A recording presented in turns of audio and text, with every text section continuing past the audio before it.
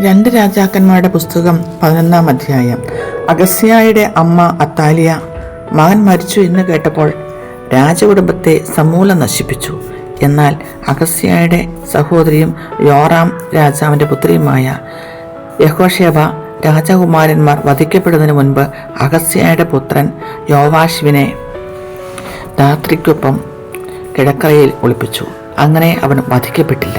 അത്താലിയായുടെ 6 കൊല്ലത്തെ ഭരണകാലമത്രയും അവൻ കർത്താവിൻ്റെ ഭവനത്തിൽ രാത്രിയോടുകൂടെ ഒളിവിൽ വസിച്ചു.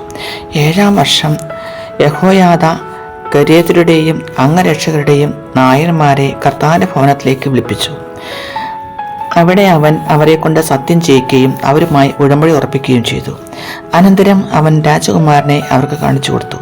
അവൻ കൽപ്പിച്ചു, നിങ്ങൾ ചെയ്യേണ്ടത് ഇതാണ്: സാപത്തിൽ തവണയ്ക്ക് വരുന്ന 1/3 ഭാഗം ആളുകൾ കൊട്ടാരം കാക്കണം. ഒരു ഭാഗം സൂർ കവാടത്തിലും 3-ാമത്തെ ഭാഗം അംഗരക്ഷകന്മാരുടെ പുറയിലുള്ള കവാടത്തിലും കാവൽ നിൽക്കണം. സാപത്തിൽ തവണ വീടുന്ന 2 വിഭാഗങ്ങൾ ആയുധമേന്തി കർത്താവിൻ്റെ ആലയത്തിൽ എപ്പോഴും രാജാവിനോടൊപ്പം ഉണ്ടായിരിക്കണം.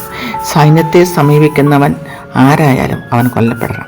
നായകന്മാർ, പുരോഹിതർ യഹോദായുടെ കൽപ്പന അനുസരിച്ച് അവർ സാപത്തിൽ തവണ വന്നവരും വിട്ടവരുമായ തങ്ങളുടെ സൈന്യത്തെ അവൻ്റെ അടുക്കൽ കൊണ്ടുവന്നു.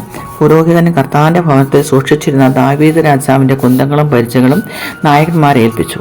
കാവൽഭടന്മാർ ആയുധധാരികളായി തെക്ക് വശം മുതൽ വടക്ക് വശം വരെ ബലിപീഠത്തിനും ആലയത്തിനു ചുറ്റും നിലകൊണ്ടു.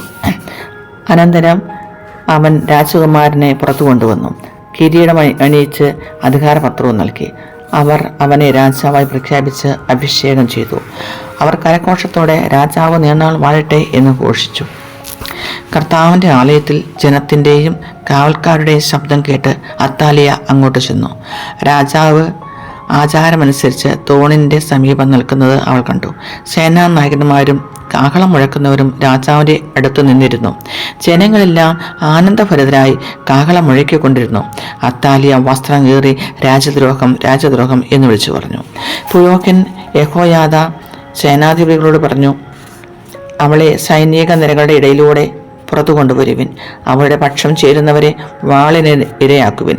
ദേവാലയത്തിൽ വെച്ച് അവളെ വധിക്കരുത്. അവളെ പിടിച്ച് കൊട്ടാരത്തിൻ്റെ അശ്വകവാടത്തിങ്കൽ കൊണ്ടുവന്ന് അവിടെ വെച്ച് വധിച്ചു. തങ്ങൾ കർത്താവിൻ്റെ ജനം ആയിരിക്കും എന്ന് രാജാവിനെയും ജനത്തെയും കൊണ്ട് കർത്താവുമായി യഹോയാദ ഉടമ്പടി ചെയ്യിച്ചു. രാജാവും ജനവും തമ്മിലും ഉടമ്പടി ചെയ്യിച്ചു. ദേശത്തെ ജനം ഒരുമിച്ച് ബാൽഭവനത്തിൽ കിടന്ന് അത് തകർത്തു. ബലിപീഠവും വിഗ്രഹങ്ങളും തച്ചുടയ്ക്കുകയും ബാലിൻ്റെ പുരോഹിതന്മാർ മത്താനെ ബലിപീഠത്തിന് മുൻപിൽ വെച്ച് കൊല്ലുകയും ചെയ്തു. അനന്തരം പുരോഹിതൻ കർത്താവിൻ്റെ ഭവനം സൂക്ഷിക്കാൻ കാവൽക്കാർ ഏർപ്പെടുത്തി. അവൻ കാവൽ സൈന്യത്തിൻ്റെ കവാടത്തിലൂടെ പടനായകന്മാർ, കരീത്യർ, കാവൽക്കാർ എന്നിവരുടെയും ജനത്തിൻ്റെയും അകമ്പടിയോടെ രാജാവിനെ ദേവാലയത്തിൽ നിന്ന് കൊട്ടാരത്തിലേക്ക് കൊണ്ടുവന്നു. അവൻ സിംഹാസനത്തിൽ ഉപവിഷ്ടനായി. ജനം ആഹ്ലാദഭരിതരായി. കൊട്ടാരത്തിൽ വെച്ച് അത്താലിയ വധിക്കപ്പെട്ടപ്പോൾ നഗരം ശാന്തമായി.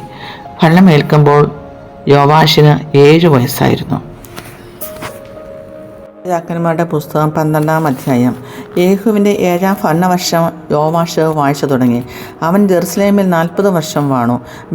ബേർശബക്കാരി സിബിയായിരുന്നു അവൻ്റെ മാതാവ്. പുരോഹിതൻ യഹോയാദയുടെ ശിക്ഷണത്താൽ യോവാശ് കർത്താവിൻ്റെ മുമ്പിൽ നീതിപൂർവ്വം വർത്തിച്ചു. എങ്കിലും അവൻ പൂജാഗിരികൾ നശിപ്പിച്ചില്ല. ജനം അവിടെ ബലിയർപ്പണവും ധൂപാർച്ചനയും നടത്തി.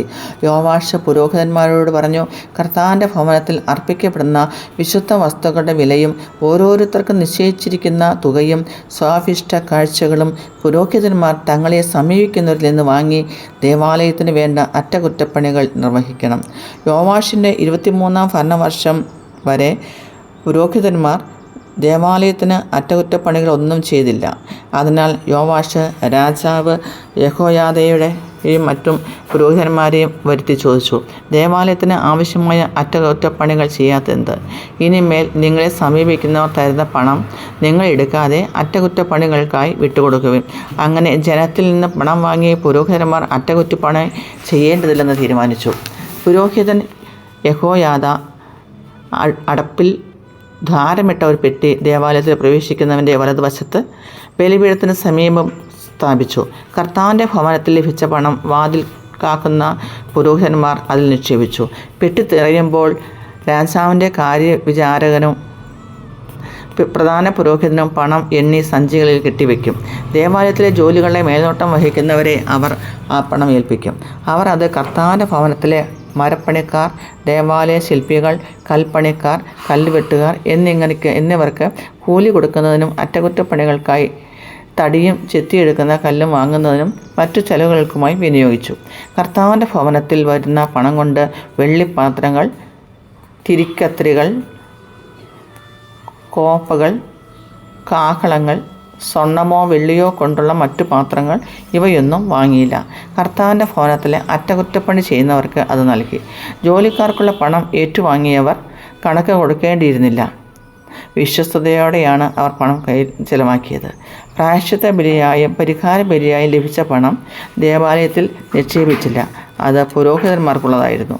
അക്കാലത്ത് സിറിയ രാജാവായ ഹസയേൽ യുദ്ധം ചെയ്ത് ഗത്ത് പിടിച്ചടക്കി. അവൻ ജെറുസലേമിനെതിരെ പുറപ്പെടാൻ ഭാവിച്ചു. അപ്പോൾ യൂദാ രാജാവായ യോവാഷ് തൻ്റെ പിതാക്കന്മാരും യൂദാ രാജാക്കന്മാരുമായ യഹോഷാഫാത്ത്, യോറാം, അഹസ്യ എന്നിവർ അർപ്പിച്ച കാഴ്ചദ്രവ്യങ്ങളും തൻ്റെ കാഴ്ചകളും ദേവാലയത്തിലെയും കൊട്ടാരത്തിലെയും ഭണ്ഡാരങ്ങളിലെ സ്വർണ്ണ നിക്ഷേപങ്ങളും എടുത്ത് സിറിയ രാജാവായ ഹസായേലിന് അയച്ചു കൊടുത്തു. അങ്ങനെ ഹസായേൽ ജെറുസലേം വിട്ടു. യോവാഷിൻ്റെ മറ്റു പ്രവർത്തനങ്ങൾ യൂദാ രാജാക്കന്മാരുടെ ദിനവൃത്താന്തത്തിൽ എഴുതപ്പെട്ടിട്ടുണ്ടല്ലോ. യോവാഷ് സില്ലിയായിലേക്ക് പോകും വഴി മില്ലോയിലുള്ള ഭവനത്തിൽ വെച്ച് ഫെലിസ്ത്യന്മാർ ഗൂഢാലോചന നടത്തി അവനെ വധിച്ചു.